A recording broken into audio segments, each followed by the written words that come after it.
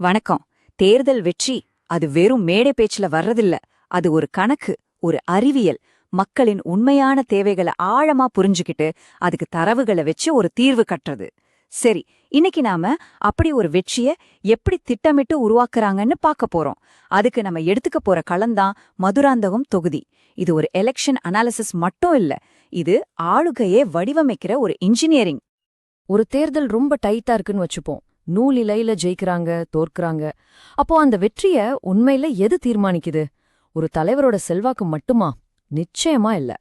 வெற்றிங்கிறது மக்களின் பிரச்சனைகளை எவ்வளவு ஆழமா புரிஞ்சுக்கிறோம், அதுக்கு எவ்வளவு துல்லியமா தீர்வு கொடுக்கறோங்கிறத பொறுத்ததுதான்.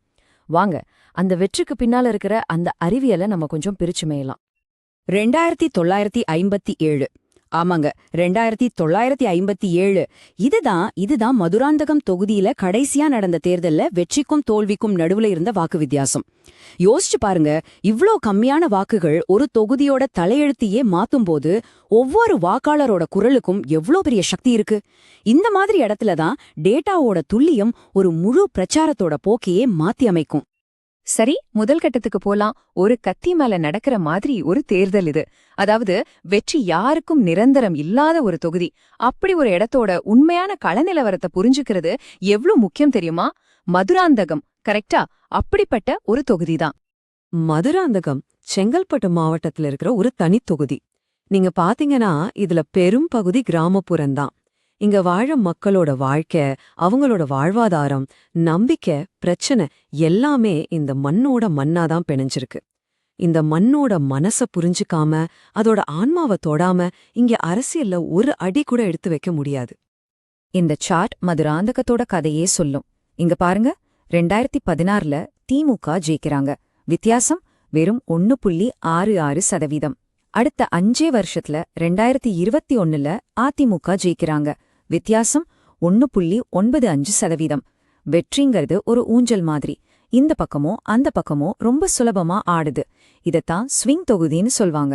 இங்க வாக்காளர்கள் யாருக்கும் அடிமை இல்ல. யார் நம்ம பிரச்சனைக்கு தீர்வு கொடுப்பாங்கன்னு அவங்க நம்புறாங்களோ அவங்களுக்கு தான் ஓட்டு.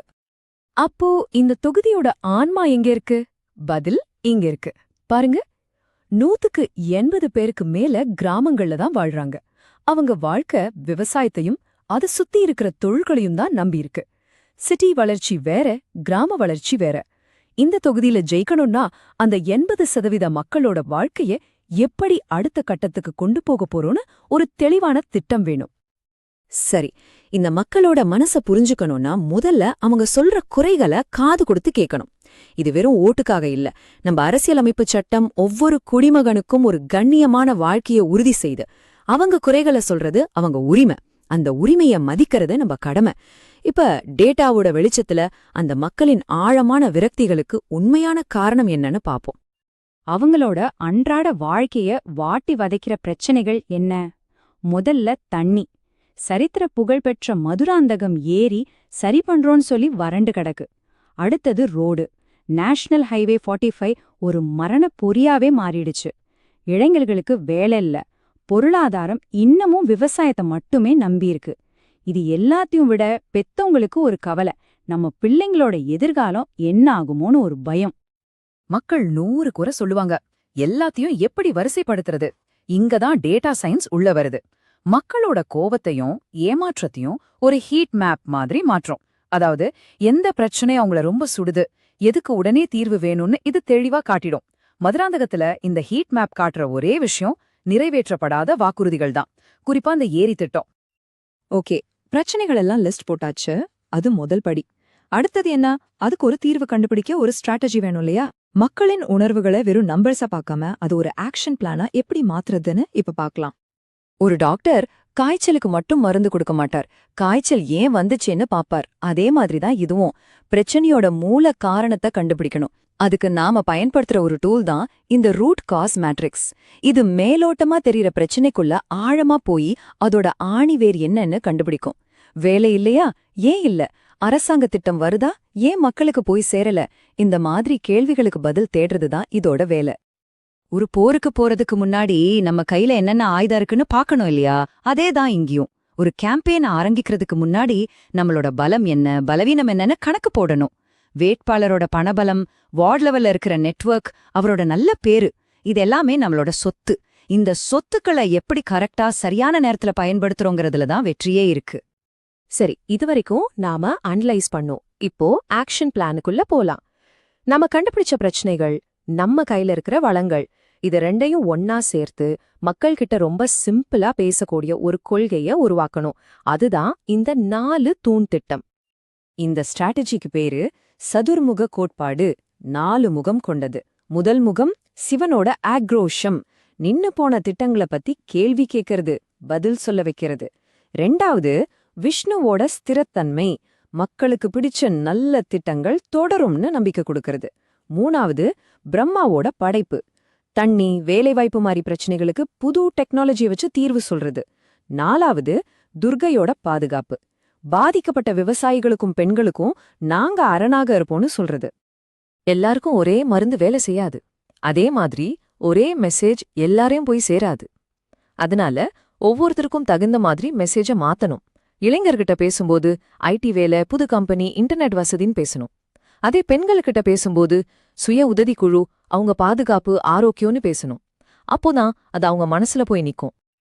இப்போ நாம இந்த பயணத்தோட கடைசி கட்டத்துக்கு வந்துட்டோம். இவ்ளோ டேட்டா, இவ்ளோ ஸ்ட்ராட்டஜி, இவ்ளோ கேம்பெயின், இதுக்கெல்லாம் கடைசி நோக்கம் என்ன? வெறும் எலெக்ஷன்ல ஜெயிக்கிறது மட்டும்தானா? இல்ல, மக்களுக்கு கையில பிடிக்கிற மாதிரி, கண்ணுல பாக்குற மாதிரி ஒரு வளர்ச்சிய கொடுக்கறது. அதுதான் டேட்டால இருந்து ஆளுகைக்கான பயணம். ஒரு வாக்காளர் தன்னோட ஓட்ட ஒரு முதலீடு மாதிரி பார்த்தா அதுக்கு என்ன ரிட்டர்ன் கிடைக்கும்? அதான் இந்த வளர்ச்சி உறுதிமொழி பத்திரம். இங்க பாருங்க, ஒவ்வொரு திட்டத்துக்கும் ஒரு டைம் லைன் இருக்கு, ஒரு டார்கெட் இருக்கு. மதுராந்தகம் ஏரி திட்டம் 24 மாசத்துல 1800 ஏக்கருக்கு தண்ணி கொடுக்கும். விவசாய பூங்கா 1 வருஷத்துல 500 பேருக்கு வேலை கொடுக்கும். இது வெறும் காத்துல சொல்ற வாக்குறுதி இல்ல, இது மக்களுக்கும் தலைவருக்கும் நடுவுல ஒரு ஒப்பந்தம். இறுதியா இந்த ஒரு விஷயத்த மனசுல வச்சுக்குவோம். தேர்தல்களோட எதிர்காலம்ங்கிறது வெத்து வாக்குறுதிகள்ல இல்ல, அது டேட்டாவை வச்சு பிரச்சனைகளை தீர்க்கறதுல இருக்கு. இத தனிநபர் அரசியல்ல இருந்து ஆளுகைய வடிவமைக்கிற ஒரு துல்லியமான இன்ஜினியரிங்கிற்கு மாறுற பயணம்.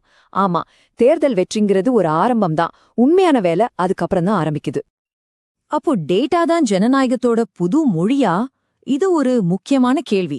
டேட்டாவை பயன்படுத்துறது ஆளுகைய நிச்சயம் மேம்படுத்தும். ஆனா இதுல ஒரு பெரிய பொறுப்பும் இருக்கு.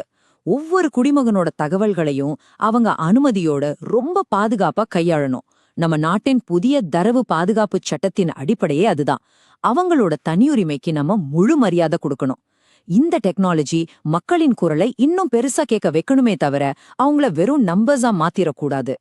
நீங்கள் ஒரு மக்கள் மைய தலைவரா மாறி உங்கள் தொகுதியை மேம்படுத்த விரும்பினால் blueprintstrategies.ai-ஐ mgr@blueprintstrategies.ai என்ற மின்னஞ்சலிலோ அல்லது 0800042041602 என்ற எண்ணிலோ தொடர்பு கொள்ளுங்கள். அரசியலுக்கு அப்பாற்பட்ட ஒரு நோக்கம்,